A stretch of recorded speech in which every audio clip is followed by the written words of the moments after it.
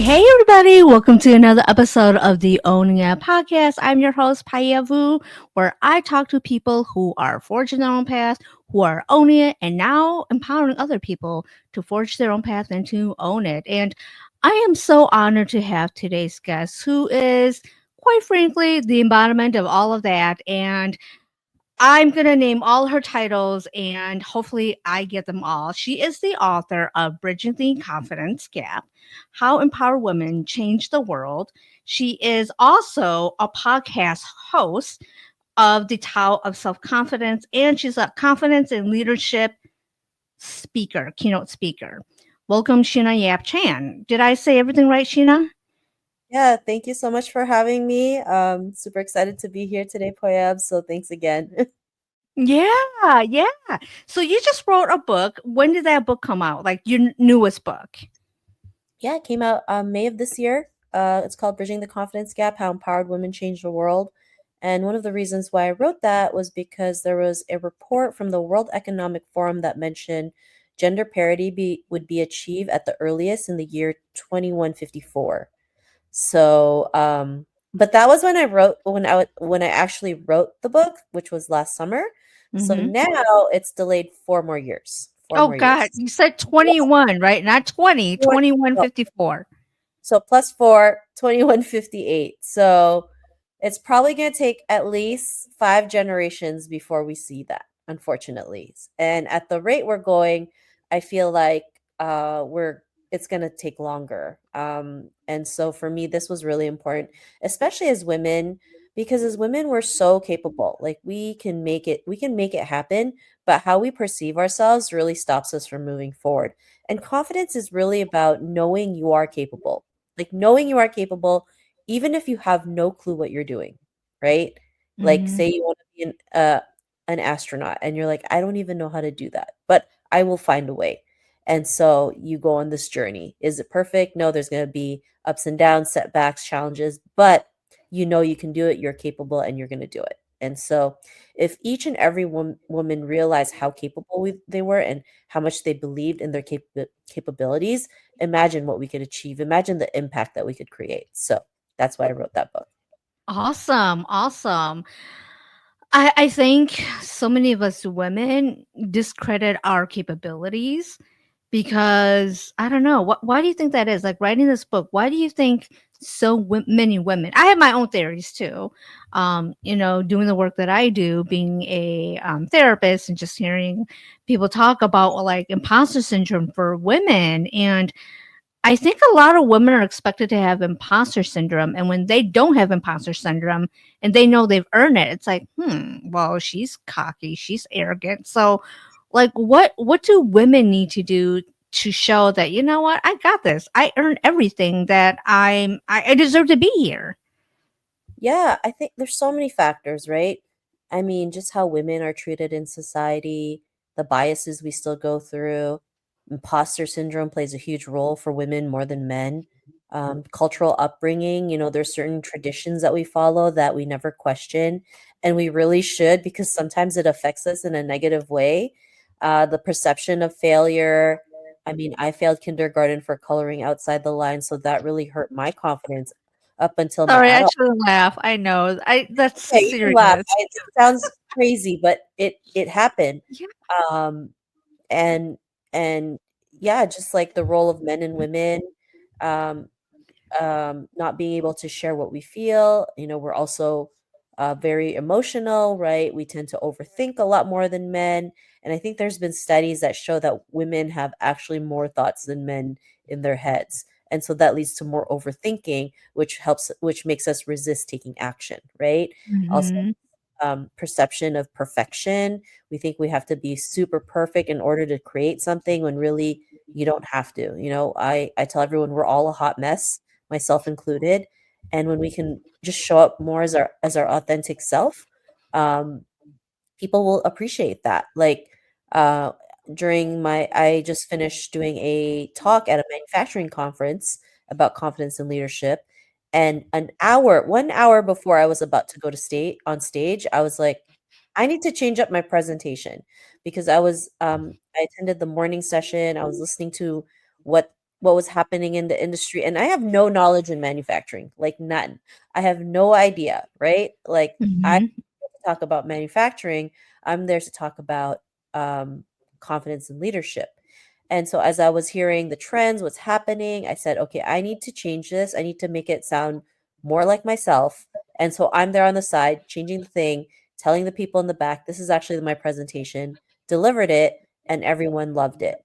And so, I'm glad I was able to change that because when I had my original presentation, something just didn't feel right. It felt off. It felt like I was I was just, trying to make sure that what I talked about would resonate with them in a manufacturing sense. But really, I just needed to talk to them about what I went through in confidence and what I've learned and the struggles we go through. And a lot of people resonated with that. In fact, a lot of the men at the conference came up to me saying how it was a great presentation. So, it was definitely a great experience, and just learning that like you can just figure it out as you go. And I even told them on stage, "Hey guys, by the way, I actually changed my presentation an hour before." And I think being that transparent is important to show others like, "Oh, okay, like yeah, it doesn't always have to be perfect. It could be a hot mess at times. We can switch it up. It's okay. Like it's totally okay." And they said if you didn't even mention that, I wouldn't have known. So, um lots of factors, of course. And so I do my best to practice confidence as much as I can. I still get scared. I still overthink. I still resist.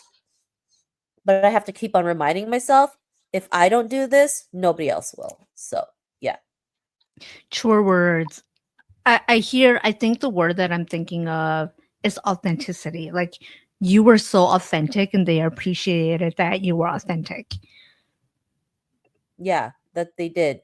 Because my also part of the talk was talking about authenticity. And so, I Mm. had to upfront, like, oh, by the way, I actually changed it because I was talking about authenticity and it just didn't feel authentic. And so I'm at the back trying to change everything, and then it just felt a lot better. So, yeah. So you initially were doing the talk and maybe the walk was not there and then you're like I need to do the talk and the walk. Yeah, pretty And they much. appreciated the walk. Yes, the walk and the talk. Yeah, yeah. So, okay, so that was for men, manufacturing, and it's male dominated. Manufacturing tends to be male dominated, and even though you showed up as yourself, they were like, "Hey, we appreciate you being honest and just talking about this." Yeah, so I was really surprised. There were women there, of course, and they also came up to me. But the amount of men that came up, I was like, oh, okay. So a lot of us think that we can't relate to other people, we can't relate to another gender, but yeah, we can, right? Because we're all human, we all bleed the same color, we all go through similar struggles. I mean, one of them came up to me. It was like you spoke to me, and I didn't. How did you know what I was thinking? And I was like, wow, I didn't. That was like, "Oh, okay, I didn't know it was, like, that big of an impact." Were they all in like leadership positions? Yeah, they were all in leadership positions, in their companies, so, yeah. Wow. Awesome for you. How did you even get that opportunity to talk to manufacturing as a woman and especially as an Asian woman? Yeah, there was a call to they're looking for speakers, and so I just applied for it, right? The good thing about confidence is that regardless of any industry, it's a universal language. Like I can talk about it at a manufacturing company, I can talk about it at a fintech conference or an AI conference, because each and every industry deals with confidence issues and needs that confidence boost to create innovation and the change that we want. Um, you know, if we don't have that confidence, how are you going to go out there and do the things that we're supposed to do? So, and also, I've realized that sometimes these conferences like something that's not related to the industry that they're in, right? They need a break because Mhm. everything's tech, everything's very tech. Now they just want something different that still can help them in their journey. So, yeah. Mhm. Yeah, I think there's so much of the human aspect of business that, and correct me if I'm wrong, because you are doing a lot of these talks, that do you feel like a lot of businesses are wanting that human connection, that human confidence, just talking about how do we show up more as human even in like tech? Yeah, I mean, with the rise of AI, of course, that's like always ever changing, but people miss human connection, right? They're gonna want it. It's something that will never go away. And the pandemic was a clear indication of that when we were locked up for not locked up, but like locked, on lockdown for like almost 3 years. I don't even remember. It's still wild that we went It's like through a that. But blur, people will crave human connection, and you build trust when people meet you in person. Hmm. Um, it doesn't matter. Yes, social media is great. Putting your content out there is great, but there's something different when they meet you in person. It's like a whole new. It's just a different level. So, yeah. Yeah, yeah. And so you go to these conferences and you talk about confidence. And how did you even get started to talk about confidence? I think we all have our own story, our own backgrounds that led us to our current path. And, now you're helping other people forge your own path and in confidence. And to have this person who is completely different from you said, you spoke to me. Like I felt like you spoke to me. How did this journey even happen for you? Yeah, that's a great question. I mean, it really started with my own issues of confidence. 10 years ago, I was dealing with a lot of confidence issues, and I was looking for resources that also specifically catered to Asian women, but of course, there wasn't any. And for me, representation was important. So I decided, you know what, if I want things to change, it really has to start with myself. And so that's when I decided to start the podcast, The Tao of Self Confidence, where I've interviewed over 800 women, mostly Asian women, on this topic of confidence. And that was really where I really learned that there's so much things when it comes to confidence. And you don't have to be a certain way to be confident. You can just be yourself and still be confident.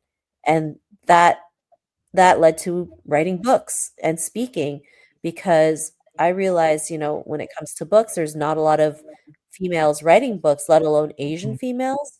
And then when you look at the speaking world, like sometimes I'm like, there's times where I'm still the only woman, The the only women? yeah, like the only Not woman Asian speaking. women, but the only Yeah. women Yeah. speaking. Yeah, like the Wow. only woman speaking, unfortunately. And so it's really important to show up, to show others that yes, you can do this. It doesn't matter what age you do it. You got this. You can figure it out. And then there's support along the way, whether it's books, tools, resources, toolkits. Yeah, it's really something that we can do.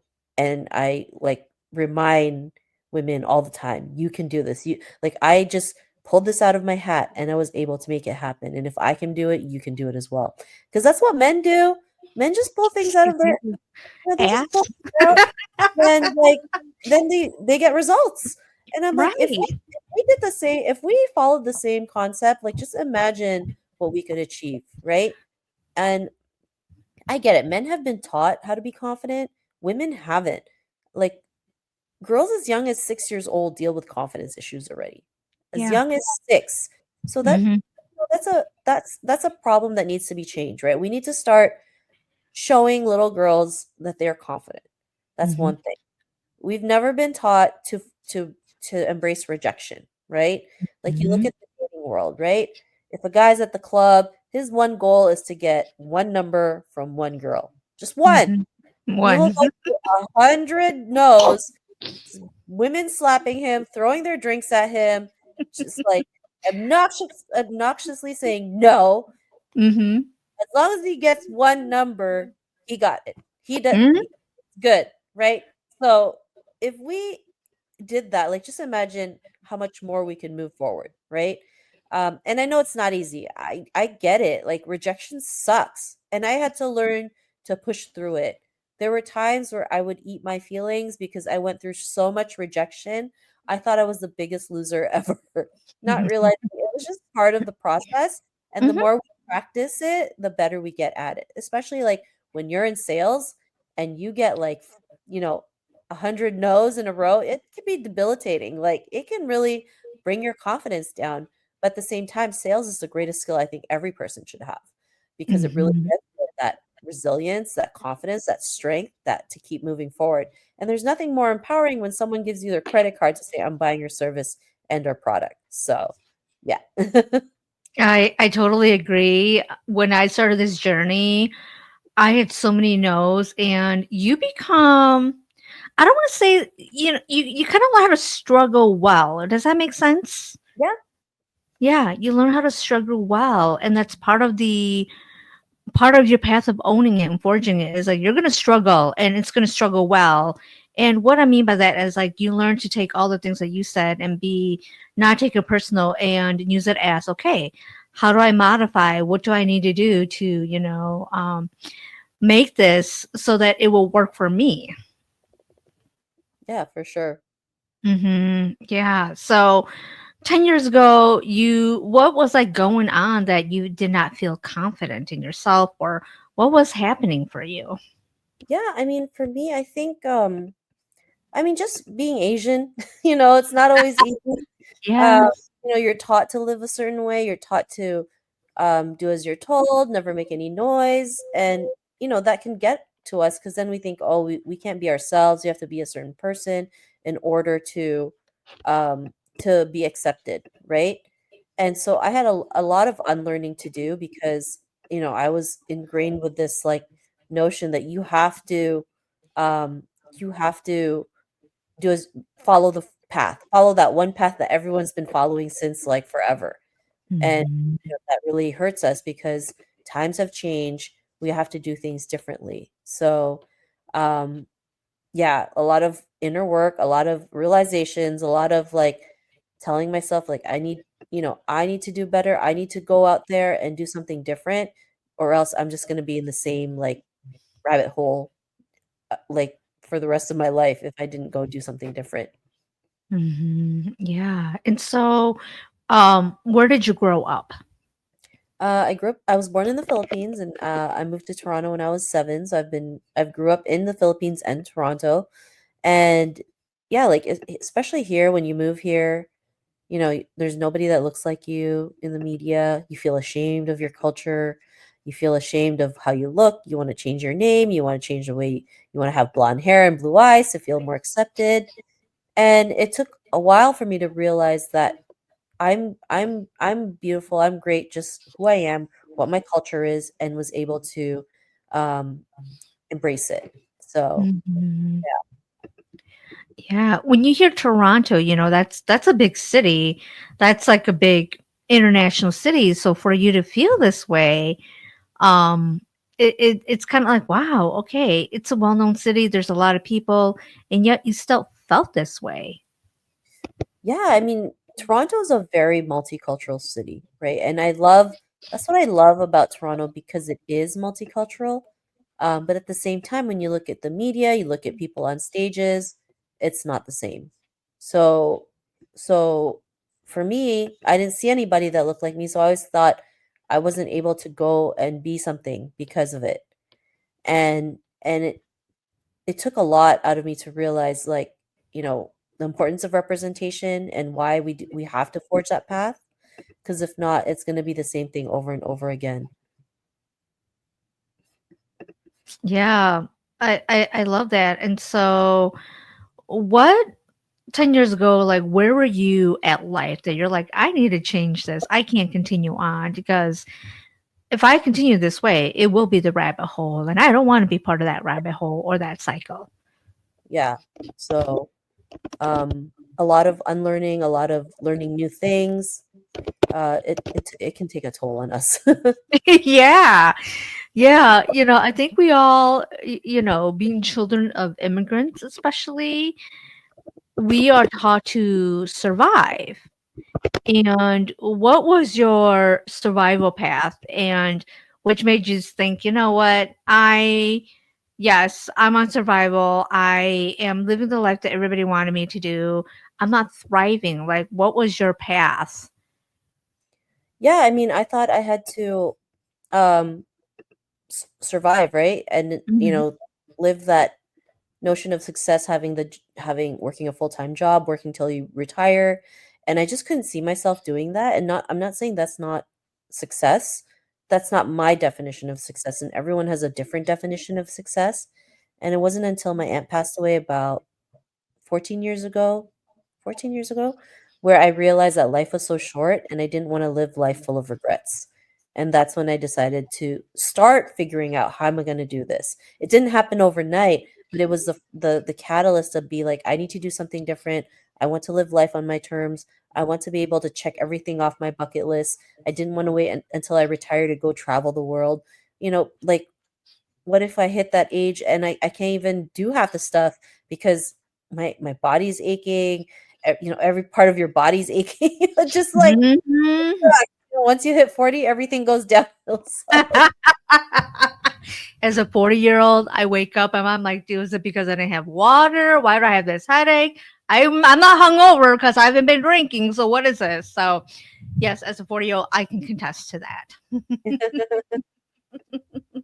So your aunt passing away was like the catalyst for you to really forge your own path. And so when you decided this, I think with Asians, uh, we always like have pushback from our families or people who think we're crazy. And so what was the reaction when you said, "You know what?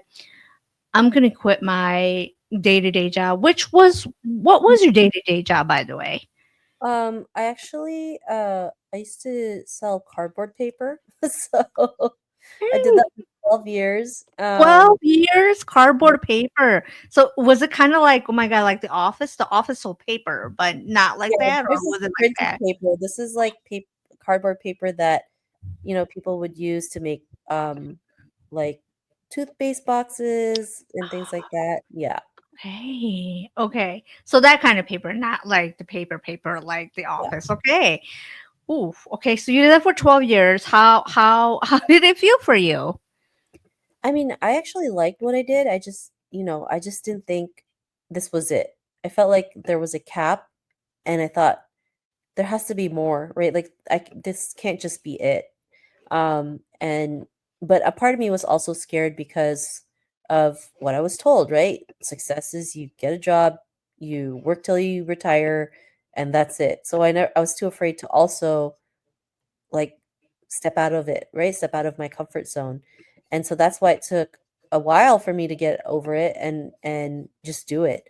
And unfortunately, it took a horrific, like a tragedy, to realize that, oh, I need to do something different, or else I'm just gonna be miserable and live life full of regrets. And I did not want that.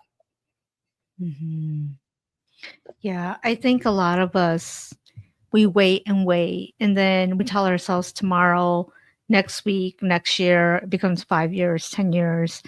And then unfortunately something does happen where it's our wake up call and it's terrible. But sometimes things like that happen for us to take action. And so so what did you do? How did you plan this? Uh, I I mean, it was more just like a feeling. I was like, I think this is it, and I just went for it. I had no backup plan. I didn't really know what was my next move, but I just knew I had to do it. And I would not advise this on anyone who's listening. I would probably have a backup plan in this day and age. That was a different time. This time things are a little bit tricky, challenging. Not that it's not possible, but just kind of think through it, of course, thoroughly, especially if you have other people in your life that you have to like take care of. It's not just it's a whole different thing. So don't do what I did. It's harder. So you literally you just did it. Like you literally just did it and you jumped like you took the leap. You literally took the I leap. took the leap, not knowing what my next move was, and that's probably something I'd probably go back and be like, I'd probably have to look at that a little bit better if I could turn back time. But it's okay. Everything happens for a reason. And yeah, it was a struggle because for so long I felt like I wasn't good enough. There was no one out there. I felt like I was the only one dealing with this. And that's when I realized, maybe I'm not the only one dealing with this. In fact, a lot of people are dealing with this, especially in Asian culture. We're not taught to share what we feel. We're taught to just keep it to ourselves, and yet we keep struggling, right? It's always like generations of women struggling, and it's like we need to break that cycle. And Yes, we so do. that's why I started the podcast and started doing this work, creating better representation, dismantling the negative stereotypes we go through because it's so important. Hmm. I love that. Yeah. Like our struggle is somehow a badge of honor. And I don't want to, I don't think we should continue on with that. Our struggle as a badge of honor and say it's okay to rest. It's okay to say, I feel, this is how I feel and not be judged or shamed for it. A lot of shaming, which, which prevents us from talking about all the things that you and I are talking about today. For sure. Yeah, yeah. And so you started the podcast 10 years ago, you said? Almost 10 years ago, yeah. Goodness, before Kinda podcasts were big. it's kind of wild to say that, but yeah. Yeah, yeah. And so what do you notice about Asian women and confidence? I mean, I think as Asian women, we just I mean, we feel like we have to be perfect all the time. And it gets exhausting, of course, because I mean, we feel like we have to put up a front, and it doesn't have to be that way. It's important to just show up and realize we can be a hot mess. Um, so I think that perfection is really a big thing, and just, showing, like, masking what we're going through, right? Because we've always been taught to just do as you're told, never make any noise, never shame the family name, never, never, go, don't do anything outside what you're supposed to do. So a lot of rules that we had to follow, and that took a toll on us. So Mhm. Yeah. And we bring a lot of that into the workplace too. yes, for sure. I mean, also in the workplace, we've been told that we have to be we have to be hardworking, right? Work hard, and your fruits of your labor will be recognized. But really, it doesn't. We just still get seen as hardworking. We also have to learn to work smart, right? Because if we don't learn how to work smart, then we just are in the same position as we were when we first started. Like, there's so many people, Asian professionals, where they're just in the same position because they've always been seen as a hard worker and not be seen as leadership material. We also have the model minority myth that tells us that we don't need any help, we're fine on our own, that even though we go through struggles, we can figure it out. And that can have a negative effect because then people think we don't need anything, Mhm. when we actually do need help. So, yeah. Yeah. When you said that, I was like, oof, yeah, I used to be like that. And I remember my mother, like, bless her. She would always be like, "Do they like you? Do they like you when I'm at a job?" She's like, "Make sure they like you. Make sure you work hard and just mind your business. Keep your head down. Make sure they like you." And I was like, "Mother, they'll be glad that they have me," And I would just, I'm very rebellious in that way. But I realized looking at all through my career, yeah, they liked me because I did my job. But I was Yeah. so good at doing my job that when I tried to be promoted, I didn't get promoted because we became too good at our job. We became too reliable, and they needed us there Yeah, for sure. because So, losing us would mean that they would have to hire 2 to 3 people. yeah. Hmm. And So, yeah, and so when I tell other people, especially when I tell Asians that, they kind of scoff at me, like, "Well, what are we supposed to do? We're so used to working hard." I'm like, not that I'm not telling you not to work so hard, but I'm telling you, like, do what you're just supposed to do. Don't go above and beyond because and like learn how to challenge. I think a lot of us are afraid to challenge also, and that's why we may have good jobs, but we're never seen as leadership material. yeah, and it's frustrating, right? Because we have so much to offer, but yet at the same time, um we don't get picked for these things. And it's not just that, there's so many other factors too, right? Like even having an Asian name, right? That I have we an Asian name. Yeah. it prevents us from getting promoted because it's hard for people to pronounce your name. So then you have to get an English name so that people can say your name properly. But I mean, there's even reports saying like it was something like 30% of Asian professionals don't get promoted just based on their name. And it isn't that silly? Like, It's silly, yeah, it's silly, and it happens. yep, more than we realize. So yeah. Yeah. And so when you talk to women, Asian women, um, what are some of their top concerns when you talk with them in their podcasts?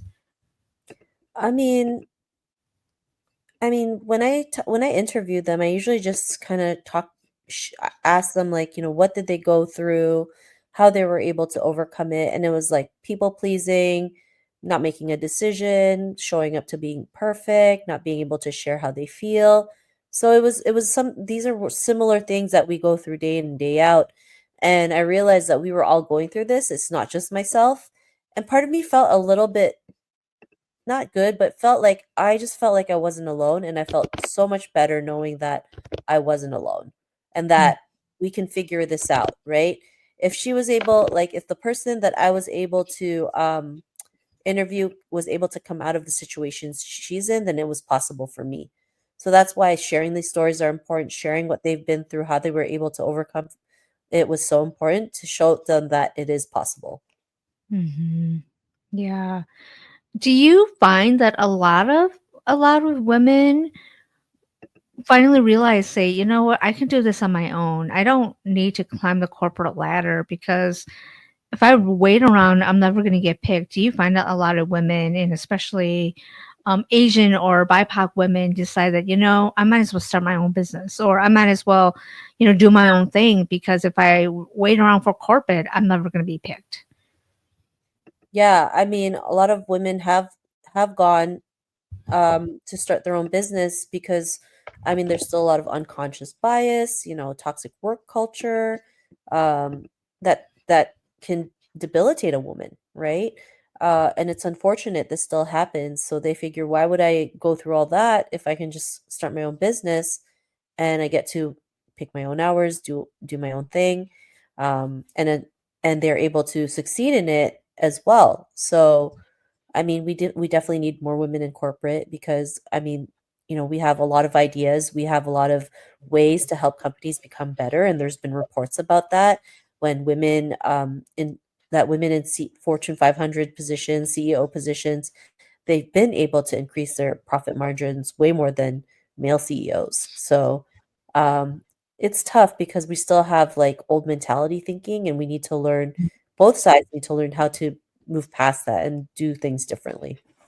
Mhm. Yeah, yeah. So, how did you even get approached to write your first book? How does this happen? Did you just submit something or did people say, "Hey, we want you to write a book?" Yeah, I mean, I had some so I have another book called Asian Women Who Boss Up, so that's a co-authored book, Okay. and someone bought that copy from someone from that used to work at the publisher bought a copy of that book and asked me if I wanted to speak for Asian Heritage Month, and I said yeah. And so when I spoke for the publisher, um, I guess they liked the content and what I had to offer, and one of the top people asked that same lady to ask me if I wanted to work with them as an author. Kind of that's how it kind of came about, and I didn't have a manuscript. I had to figure something out, and I had to write my first book in less than 3 months so it could come out in May of 2023. So Oh my gosh. Wow. How did it feel when you got approached to do that? I was shocked. I mean, I was dealing with my own imposter syndrome because I was like, there's no way. I mean, I don't even know what leadership looks like. Why would they want me to write it? Like, I have no clue. I'm just figuring this out as I go. And I almost said no, but I'm glad the support that I had encouraged me to write it because it's so needed. And so yeah, so I wrote it and here I am. letting like you jumped and this happened. Like, did you ever imagine you'll be writing books? No, I did not. It was Like totally what it was yeah, what were totally out you of, like, not in my vision board or anything, because I didn't think, I mean, being in North America, just, like, the chances are, like, 1 in, like, 1,000, so I just, for me, it was like, I already had a book, I was happy with that book, so when this came up, I was like, "Oh," it was a surprise, so, um, I'm glad I said yes to it, because then I wouldn't be here today, I wouldn't have a second book, that's out now, so, yeah. what did your vision board originally consist of? Like, not being an author and you became an author, like, what did you initially see for yourself? I don't To be honest, I didn't really know, I just wanted my vision board consisted of things I just wanted to do, Yeah. and so I was able to check them off, like traveling, being able to, um, like, get some career goals, and so, I didn't have, like, a full-on vision board, but it was just, like, things that I wanted to do, I was able to check off. I'm processing everything you say right now, so there's, like, silence. If people are Okay. wondering, yeah, wow. I mean, to be an author, that's pretty that's badass. Thank you. Yeah, that's badass, and, you know, yeah, is your background, like do you have background in, like, psychology or No, coaching? no, No, okay. no. Okay, which is even more amazing. Yeah. So, I mean, if you're willing, like, if you really believe in yourself and know that you're capable, you're gonna find a way. Like, Mhm. despite the circumstances, you'll figure it out. It's not an easy road. There's gonna be challenges along the way, but it's definitely worth the ride. So, Was there ever a moment in this path that you ever thought like, "Okay, I don't know if I can continue on," or did that all thought the time. never passed? Okay, all the time, okay. Yeah, all the time. I was like, "Is this really the path? Like, does this really make sense? Should I be the person?" I would question it all the time. And then I just had to go back to why I'm doing what I'm doing, look at my purpose and just kind of remind myself, like, yeah, you're fine. This is it. So I had to Mhm. keep reminding myself why I'm doing what I'm doing. So, Yeah, so for people who are listening to this, who are forging their own path, who are trying to own it, part of trying to own it is owning it that, you know what, some days you don't know what you're doing, and it's important to go back to your why. Why yeah, are you doing this? When you question, "Why the hell am I choosing the hardest path?" Go back to your why. And if you can share, like, what is your why? Like, what are some parts of your why? I think for me, it's just, of course, um, helping Asian women, but now it's gone, helping all women just really see their potential because, especially after learning it's going to take 5 generations at least for gender parity to be achieved, like it's really disheartening. It's like I feel like whatever I'm doing is not making a dent, but it is, right? But sometimes it's just very discouraging when you hear stuff like that. And then you look at what's happening in the world. Um, like you look at Afghanistan, women can't even go to school, they can't even show their faces, they can't even talk. And these are like basic human rights that's stripped away from them. And so for me, being able to show women like you can do this, you got this. I'm doing it as I'm trying to figure this out, and I'm showing you and I'm telling you this is what I did. And so the more women can just come up, take action, take imperfect action, that's how we can create that change we want to see. Mhm, yeah, I love that. I love that. I think a lot of people think that people who have platforms, like, we have our shit figured out. We don't. We don't at all. We are making this up too as we go through it, and we empower people while we are also empowering ourselves, and it sounds like you empower women, and even though, like, you empower women, you're like, "I'm figuring this stuff out as I go along too." Yeah. Yeah, yeah, and so for people who think that people who are public speakers have it all figured out. We don't at all. And that's part of the authenticity, is admitting that, you know what, we don't have our shit together too. We are hot messes also. Yeah. So for like, what do you feel that is like the most important thing that women need to embrace for being confident? Like, what do you think is most important? I think the most important is women believing that they can do it. I think that's really the most important. Like imposter syndrome comes out all the time, thinking we're a fake, we're no good. There's someone better, there's someone younger that's better, someone older that's better. And so for me that's the most important. When they realize that they are capable, when they know that they are capable, that's when they just go out there and make it happen. So, yeah.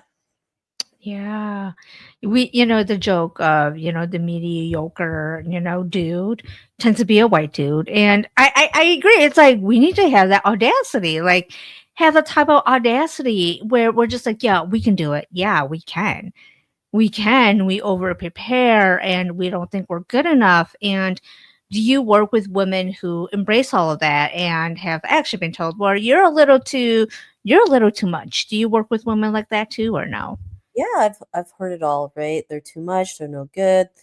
Like, I just tell them just do it. There's not You're not going to please everybody, right? There's If someone's going to tell you you're too much, they're not your people, because there's other people out there who see what you do, who see that what you're doing is great and that you keep going on to it. So, Mhm. I think the most important is telling people like you can't please everybody. Um you're going to have haters. That's just part of the process. I think women, we have a lot of us have the need to be well liked. And when we start on this path, we're gonna realize that not a lot of people like us. And not because like we're bad people, but because we have this aura that says, you know what, we don't care to be liked, and people don't like it when you don't need to be liked. Yeah. Mm-hmm. Yeah. So in your own journey, how do you deal with all of this? I mean, I have support, if I mean, sometimes it can get to you. And so talking it out, sharing my feelings with a group of people that I really trust really helps out. And also just kind of like also like talking to myself a little bit, kind of preframing why is this happening? Instead of saying why is this happening, I tell myself there has to be a lesson in this. Because everything that happens is either a blessing or a lesson. So it's like, okay, what's the lesson in this? Why is this happening? Please show me what this lesson is. I'm just laughing because I like I said, I feel like everybody that I've talked to in my podcast, there's this part of us where it's almost like this spiritual part of us where when we go through this path, it is definitely not for the weak. And so we have to really be able to sit still in silence in our own feelings and ask those questions that you just asked. Yeah, Like, why is this happening? What lesson is this? And how do I move forward from this? Or do I not take on something like this again because it doesn't align with me? yeah. Yeah. What kind of inner work did you have to do for yourself to keep going on this path? Um, I've done seminars. I've written books.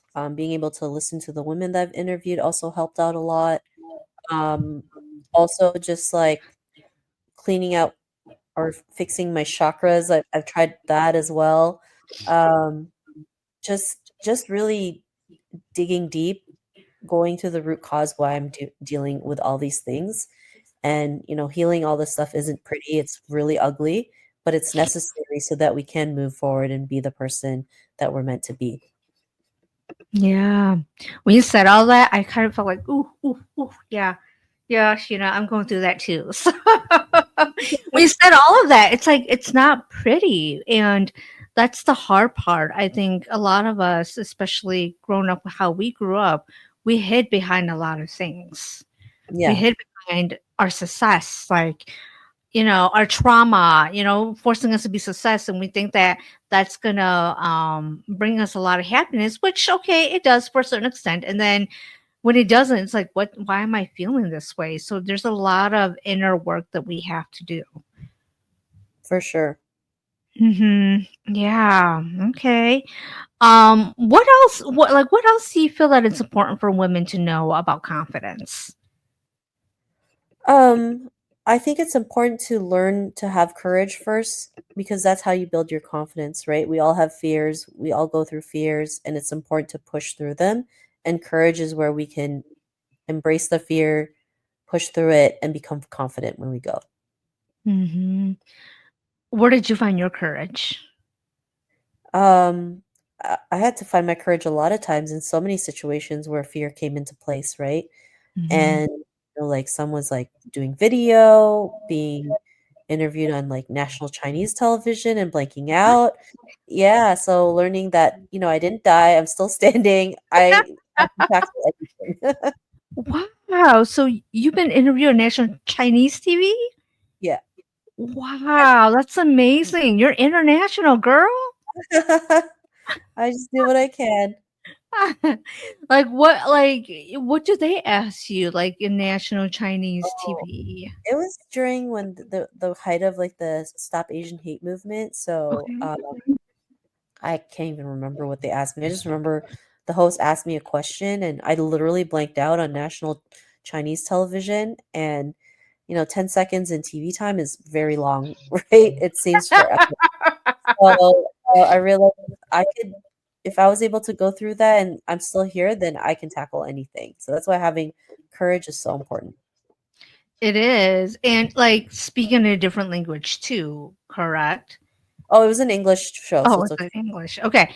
But still going on national TV, that like international, that's a huge ass thing. Thanks. Was that part of your vision board or not at No, all? definitely not.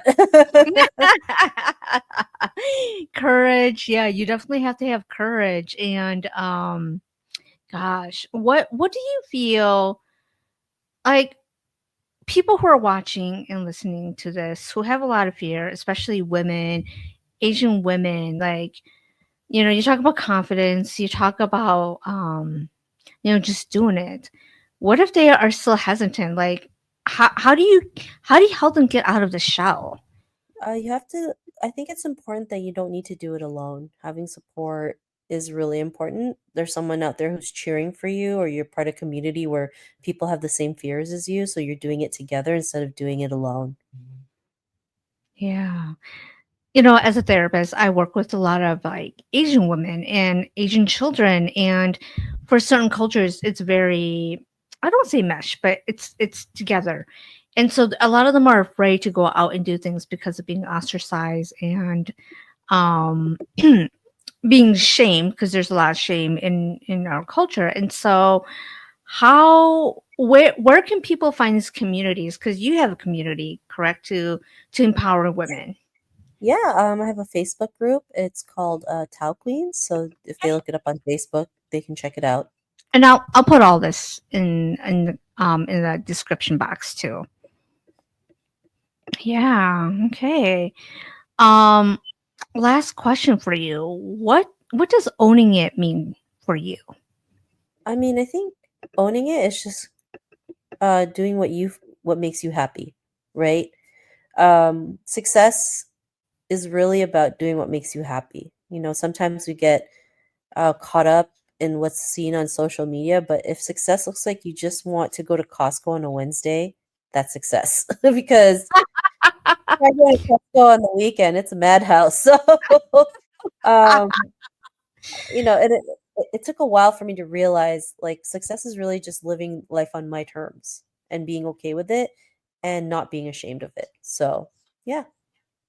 I love that. Going to Costco, seriously, when I go run errands during the day at 10 to 11 to at noon, I'm like, wow, this is the life. This is the life. Or when you go to gym and everybody else is working, you're not fighting for a machine, or when you're not fighting for a parking lot, or when you come home before rush hour. To me, that's like the ultimate wealthy life, abundant life right there. For sure.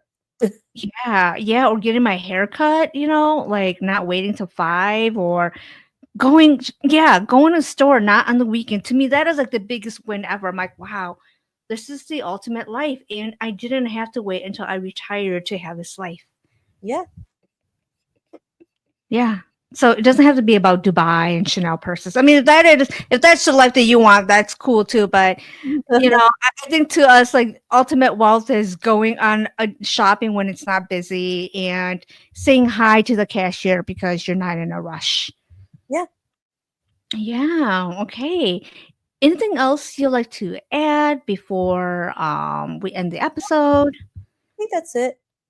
Okay. Well, I will include all of Sheena's books, her social media, her LinkedIn, that if you want to work with her or read her books, all her information will be in the description box. So thank you, Sheena, so much for being here, for inspiring us to really empower the next generation of women so that we don't have to wait till 2158, was it? Yes. Right now, 21. 2158, and not 2058, 2158, which we future generation of women, we don't have to wait that long to have equality. So thank you so much, Sheena. Again, you are an inspiration for all women, and especially Asian women. And I want to thank you so much for taking time to be here today. I will put all of Sheena's information down in the description box. If you like this episode, please hit the like and subscribe button.